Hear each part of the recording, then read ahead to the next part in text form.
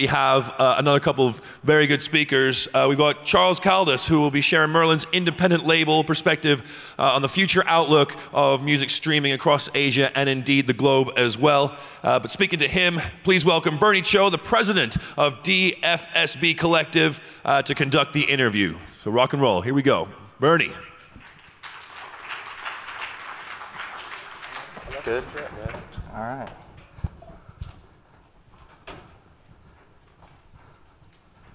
This looks good enough. Okay. Well, thank you for sticking around and hanging out for the almost next to last session.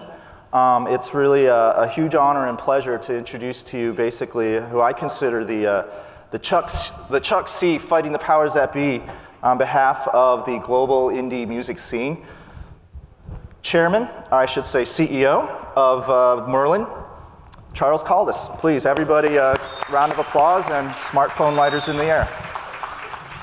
Bernie, how are you? Good to see you. So you Terminator X? Oh, I'm a little bit more like the bomb squad today, so more on the bombed part. Okay, good. Last year we had a discussion about the state of the digital music industry, particularly in light of the indie music scene. Yep. And between then and now, a lot has really changed. And I was wondering if you could sort of touch upon sort of what were the major developments from 2014 through 2015. Well, I think we'll start with the positive side. And I don't know if we can get this slide that's down here up. But the big story for us this year was the continued growth of streaming in the global marketplace. For us, we've seen, Merlin operates only in the streaming space. We've worked with independent labels now for 8 years, specifically in this space. And the overall growth of the market over the last 12 months on that streaming side has been phenomenal again. To the point where we're this year predicting about $160 million in audio streaming revenues, not counting any video, just for Merlin. And that growth is global, territory by territory, as well as consolidated. So I think it's a really positive story for us. Now, the transition to streaming has not been very smooth over the past few years, and definitely within the past 12 months, there have been a lot of sort of very public issues aired out on this issue of streaming. And one of the issues that's popped up is this idea, the business model of freemium. Mm-hmm. For some reason, it's become the new F word in the music industry. So I was wondering if you could talk about that. Well, look, I think when you talk about freemium as a business model, you have to distinguish between different types of free usage. For us, the challenge of the overall industry is to convert consumers and future consumers from zero value to the industry to high value to the industry. Taking people away from low levels of consumption and bringing them to high levels of consumption. So, and I think free music in this transitional phase, this is a massive format shift. We're re-educating consumers about how they get to music, how they pay for music, access instead of purchase. It's a very different dynamic.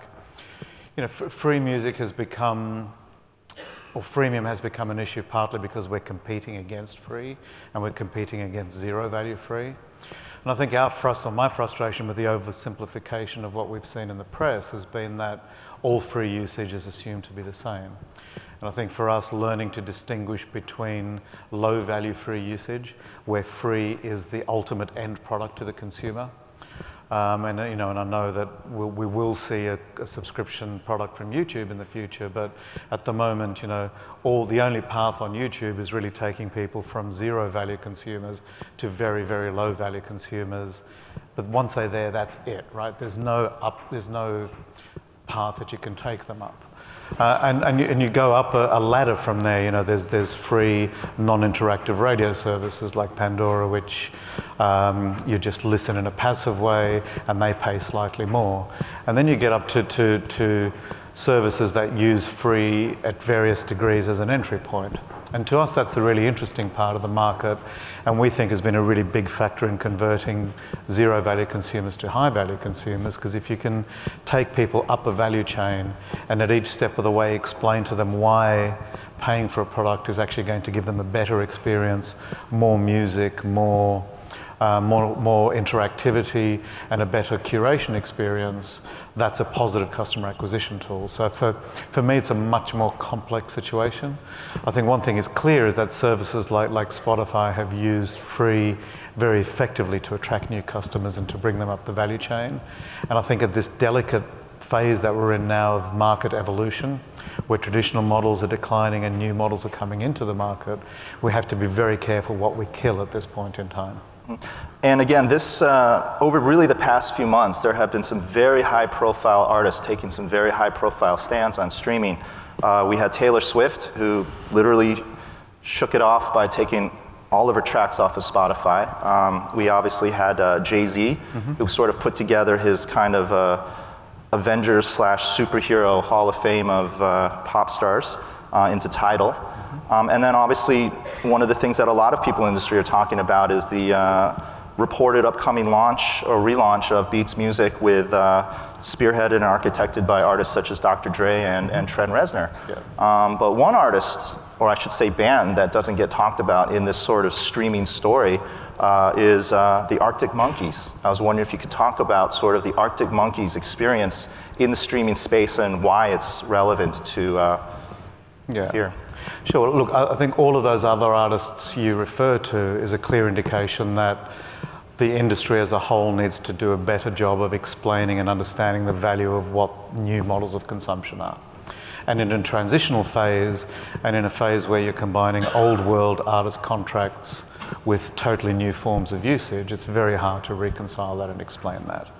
And at a point where there's a lot of fear in the air, fear tends to drive a lot of decisions. I thought the ironic thing about the Taylor Swift thing is at the same time she's pulling her free music down from Spotify. It was all over Vivo and YouTube at the same time. So you could still listen to Taylor Swift for free, just not on that particular platform. So you can maybe take a slightly cynical view about what the commercial intentions of that were. The much more interesting part of the market to us is what artists that embrace streaming and are much more aggressive about the strategy are doing. And the Arctic Monkeys, as you say, last year was a really interesting example for me. We've got an artist on their 5th album, I think, whose last few albums had been on a decline, band that had a huge amount of hype, 10, 15 years ago. And I think they were a band that was very cynical about streaming and the entry of that into the marketplace, but I made a decision very early on in this campaign to embrace all forms of availability of their music. And we're very aggressive in making their music available to all of the streaming services.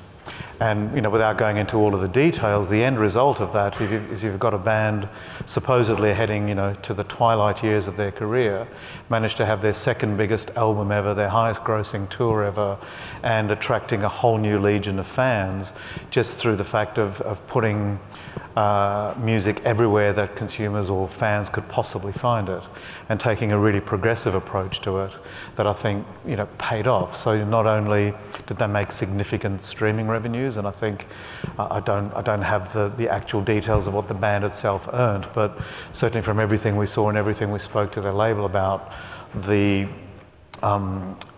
streaming earnings were a significant percentage of what they earned last year. But at the same time, they had their 2nd biggest selling album ever, broke the record for vinyl sales in the UK last year, and had their highest grossing tour ever. So, I think there's possibilities on both ends of the spectrum, and it's a learning phase. I don't think there's a perfect answer to that. And when we talk about streaming, often countries like Sweden, Norway, a lot of Scandinavia, and then also, shameless plug, countries like Korea are often looked to as sort of a benchmark or a spotlight on the potential and the viability and on streaming. But over the past year, 3 markets actually now come to mind in terms of interesting case studies. Mexico, Brazil, and here in Asia, the Philippines. I was wondering if you could talk about that. Yeah, well, as I said at the beginning, our streaming growth overall has been phenomenal this year. But the most exciting things that I've seen, and I think last year we talked a little bit about Singapore and Malaysia and Taiwan and the early phases of adoption, those territories have continued to grow significantly. But you know, Mexico and Philippines were really interesting because they were markets that were perceived by most people as incredibly low value markets from an international repertoire point of view. And we've seen very, very quick uptake of streaming services. In Mexico, at least, high numbers of subscribers, high levels of engagement, and all of a sudden revenues coming out of those markets that haven't been there for a long time. So it's not just a Norwegian or Scandinavian dynamic that we're seeing here. You know, there's definitely a part of the music ecosystem that customers and consumers and music fans are really connecting with.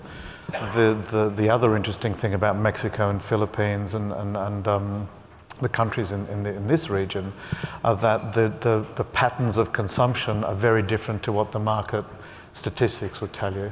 So the percentage, for example, of international music that performs in those markets is much higher because there's active music users in those local markets that are hungry for new music, and those platforms lead themselves to very quick and very easy discovery.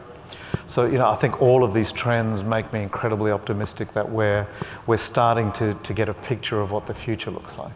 Now, obviously Merlin represents hundreds of indie music labels around the world, and right now, if you were to say sort of the prototype indie label that is a member of Merlin, if they were to look at their monthly accounting report, what do you think the breakdown would be between, say, download sales versus streaming revenues at the moment? I mean, that depends on a whole number of factors. It depends on the genre of the label, the territory that they're operating in. We do an annual member survey, and our survey is going to be published next month. They're in the process of doing it now. But what we saw last year is that the balance is definitely shifting within the business. The encouraging thing for us as we surveyed independents in 26 different countries is the level of optimism for the future was very high. Everyone was seeing the downturns, obviously, in physical and download sales, but the upturn in streaming, at least in most of the major territories, was starting to compensate for that. And you started to see a world a little bit more in balance.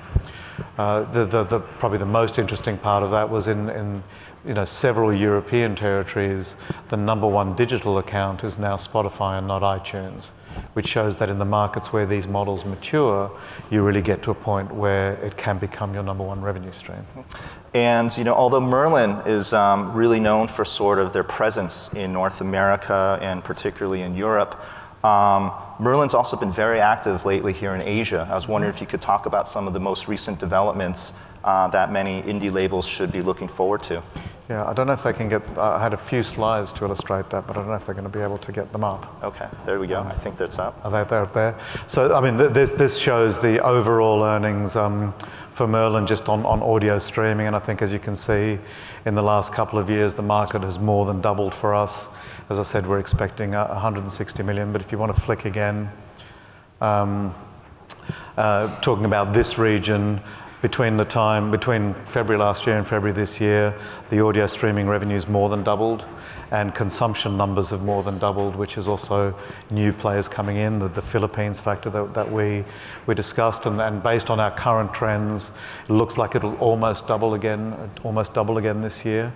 If you can click again, this is the growth in revenues in this region only over the past 12 months. Again, you can see the actual trends are they look very much like the trends in all of the major markets we saw early in the adoption of streaming services. If you flick again, that's looking at Singapore, Taiwan, Malaysia, and Hong Kong. I just picked 4 territories at random just to show that, you can take the consolidated view, but even as you get more granular into the territories, the same sort of dynamics are happening.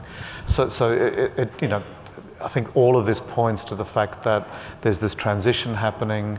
Customers are just, consumers and music fans are just starting to understand the potential of these platforms and how they can better interact with them. Bundling with mobile phone companies is becoming really important. And I think that in the market that everybody talks about as challenged and declining and causing problems between labels and artists, I really think we should be spending some time focusing on the growth areas of the industry and working out how we can accelerate that growth, because that's the most exciting part of the future for me. And again, things have come so far so fast over the past 12 months. If we were to sort of rub the crystal ball and predict what we could possibly maybe see in the next 12 months, what do you think some of the biggest challenges are, and more importantly, to think optimistically what the opportunities could be? Yeah. But the challenges, I think, are still growth, how we can accelerate that. I think one of the issues with growth at the moment is in a declining traditional record industry, traditional record companies are finding their models challenged, and I'm talking about the big international major labels who have not been as engaged as early as some of our labels, for example, that we represent in the streaming space. We effectively are operating in a market in which there's two companies which control the business. Universal and Sony are an effective duopoly. They're setting the ground rules for the future of the industry. And the ground rules that they set are not necessarily to the benefit of all of us, it's to the benefit of those companies. So there's a mismatch of incentives where you've got companies trying to preserve their dominance in a market where clearly their dominance doesn't matter as much because consumers are unbundled. And I think things like Sony's acquisition of the Orchard last year and major label acquisition of independent labels and independent distribution also points to the fact that they're trying to replace their lost market share with acquired market share, because in the digital space, you can turn that market share into money. So from an independent perspective and from a Merlin perspective, making sure that the value flows in a way that incentivizes and benefits all parts of the industry, not just the 2 or 3 biggest players, is a very big challenge. Okay, and I think just wrapping up here, really one of the sort of things that a lot of people have been talking about in this debate is, as much as they see the challenges and opportunities in the streaming music space, there have been some critics as well as some fans who've pointed to the success of Netflix as possibly maybe being a benchmark business model for the music industry. You have artists like Coldplay who are adopting tiering strategies where instead of on the actual day of release, they're staggering their availability of music from the download space to the streaming space to other windows. And so I was wondering if you could talk about sort of how the Netflix success might actually maybe have some relevance possibly maybe to the music industry. Look, I think that the encouraging thing about the Netflix success is that if you create a product that's easy for consumers to understand and provides them what they want at an attractive price, they'll adopt it. I think we have to be very careful about comparing music to film. Music is a much more immediate, emotional product for people. I'm not putting down any filmmakers who make emotionally important films, but people want to hear new music by their favorite artists immediately. So for every story you hear about a windowing strategy, you have something like the Arctic Monkeys at the opposite end, where you have artists that are really embracing the possibilities of the future and benefiting in that way. My personal view is that all music should be available to consumers legitimately in high-value environments all of the time.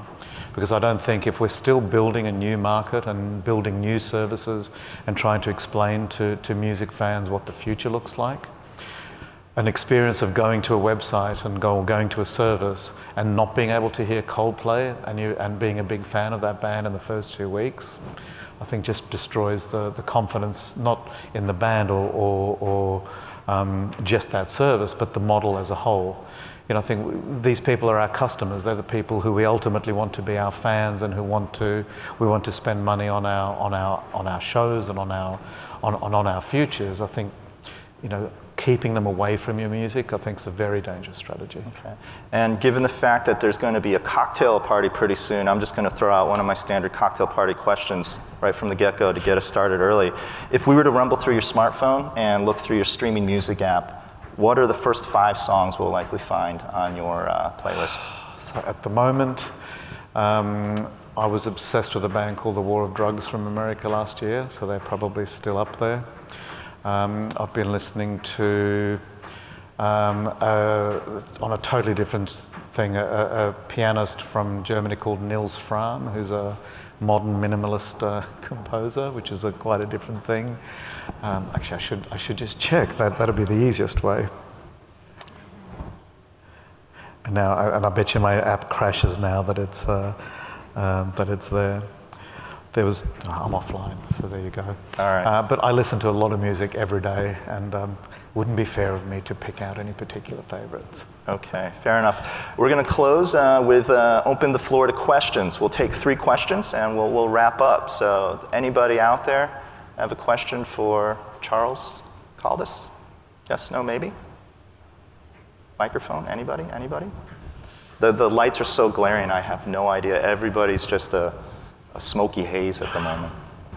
Jasper's saying no. Oh, really? Okay. Well, look, we've got 10 seconds to go. We're going to be one of the few panels that's actually going to wrap up a little early. So thank you so much for your time, and a big round of applause for Charles Caldas. Thank you, everyone. Thanks.